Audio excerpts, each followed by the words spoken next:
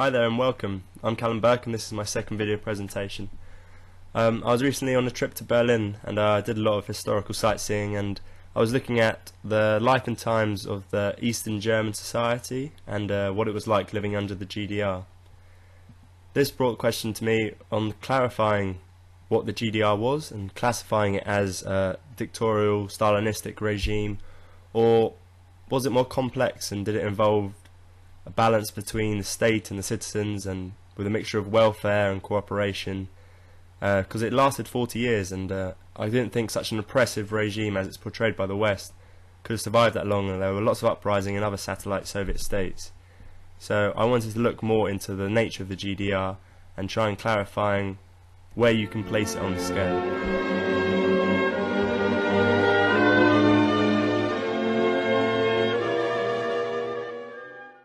Firstly, I shall examine the SED's implementation of a single-state ideology and its fundamental role in shaping the GDR's power structure of government and society. The presence of an ideology with utopian connotations aimed at creating a better society is one of the fundamental characteristics of a totalitarian regime, according to Friedrich and Brzezinski's theoretical model. The SED established a Marxist-Leninist ideological constitution in the GDR that aimed to progress into communism and the creation of a classless society. Acceptance of the regime's ideology required the people to relinquish their personal freedoms, as the party sought to penetrate the core of the people's lives and beliefs. Although a classless society was sought, the GDR established a hierarchical power structure centralized around the Communist Party. While the GDR advocated democratic centralism and the separation of the legislative, the executive and the judicial powers in the creation of the Staatsrat, Gemeinderat and Volkskammer, signs of the polycratic state, this was not the reality. The SED was firmly established as the single party, and the system was designed to strengthen the single party state, providing mineral powers to its subsidiaries. This also impacted upon society as power became the means of class division, as those most loyal to the ideology received the best job opportunities and quickly advanced up the social strata. The SED sought to achieve collectivism in the GDR through democratic centralism, promoting space for discussion and unity of action. However, the state assumed monopolistic control over the economy and therefore indirect control over the people. Through centralization of the state, the party nationalized and confiscated private land and industry. In doing so, economic life in the GDR was under direct control of the state, and therefore the livelihoods of the population were in the hands of the party.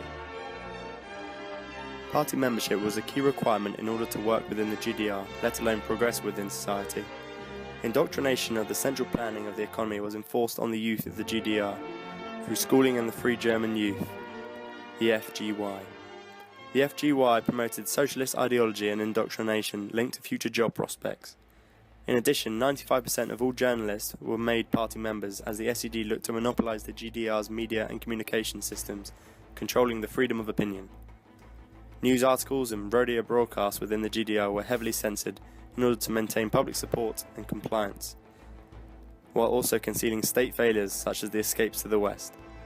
However, 80% of the East German population had access to Western media broadcast, which I will go on later to discuss. By establishing control over the flow of information, the GDR focused indoctrination on the youth at the school, promoting state ideology and ensuring compliance with the Free German Youth, creating party loyalists from an early age. Through these means of economic and mass media control, the totalitarian nature of the GDR as classified by Friedrich and Brzezinski is evident, as the SED utilized these monopolies to manipulate the lives of its citizens.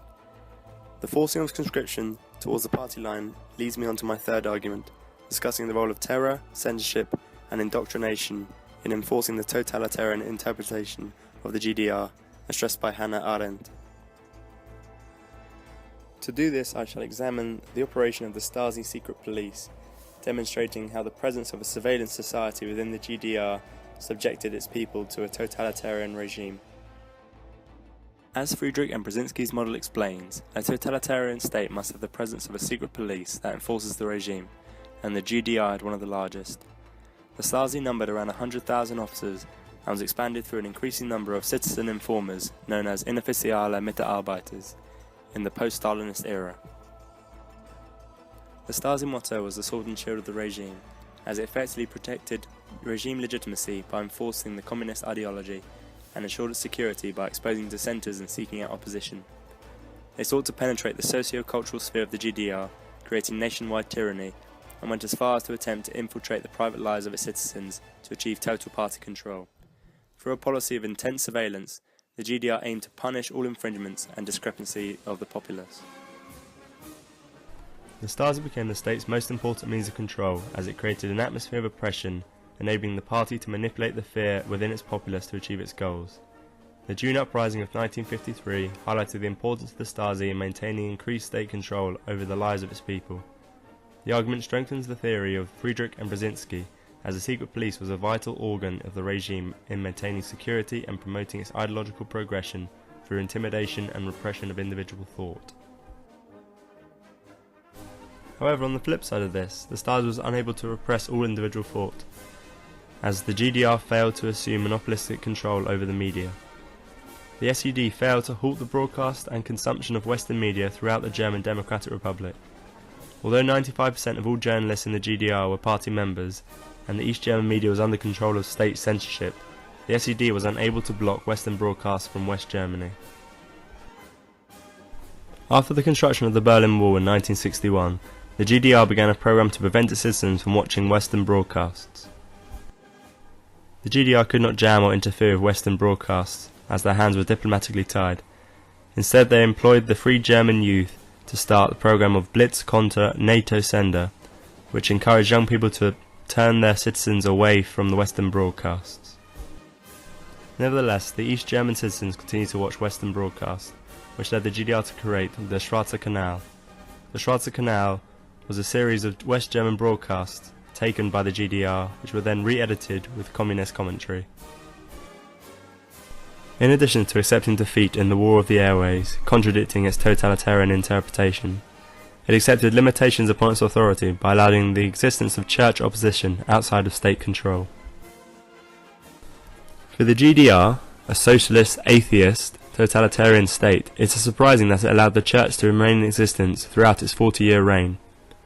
Although in the early years the party attempted to collaborate with the churches up until the 1970s, having over 500 party members within the clergy, the churches began to force their own agenda in the second half of the 1980s.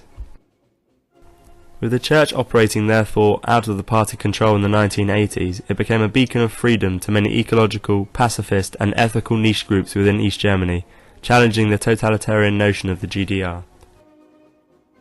With economic difficulties and liberation events in Poland during the 1980s within the Soviet bloc, the church was allowed to take a larger social role within GDR, enabling its members to voice concerns over human rights in civil society as it had been unable to do before, becoming a springboard for dissenters and activists.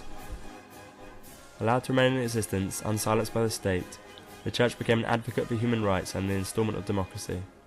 The church therefore stood as a secondary political power source within the GDR in the 1980s, defying the totalitarian interpretation of the East German state in the second half of its existence. Finally, I will demonstrate how the GDR's attempts to modernise East German society and economics through Hockner's Unity of Economic and Social Policy in 1971 provides great evidence against the totalitarian characterisation of the GDR. Unsatisfied with inferior GDR production levels and increasing East and West economic divide, the SED implemented the new economic system of planning and leadership in 1963. However, this failed and was abandoned at the end of the 1960s, and it did not lead to long-lasting increases in production. Therefore, faced with the same dilemma, Erich Hockner composed the Unity of Economic and Social Policy reforms to enable increased production levels to combat the Western dominance. However, Hockner's ideological gamble by incorporating the social into the economic did not pay off, and production levels did not increase. However, he did open the GDR's ideological structure to criticism, as it engaged with social policy and was open to be criticised by the people. This signalled the changing nature of the GDR from a totalitarian state to a consultative authoritarian one, which emphasised a smooth-running, productive state through increased decentralisation and relaxed total state control. Although it is evident the GDR possessed many of the characteristics of the totalitarian model during its early Stalinistic phase, it developed into an authoritarian state in the post-Stalinist era. The nature of the GDR was a dynamic and complex one that changed over time and therefore cannot be explained by the static models of totalitarianism.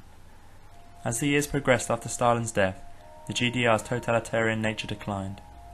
The post-Stalinist era was one of increasing liberalization as terror and suppression declined in favor of economic and societal reforms as witnessed in the 1960s. Hannah Arendt's concept of totalitarianism brings out the failings of the GDR's regime control well. The regime neither mobilized the masses nor exercised terroristic police control. From the 1970s, the regime increasingly tried not to inspire the population into fervent belief, but to bias acquiescence with a higher standard of living. With an increasing emphasis on individualism and a decrease in suppression, the old power structures within the GDR, such as the church, increased in boldness and acted against the state. The GDR became increasingly socially and environmentally concerned, allowing for the progression from a totalitarian state to one of consultative authoritarianism.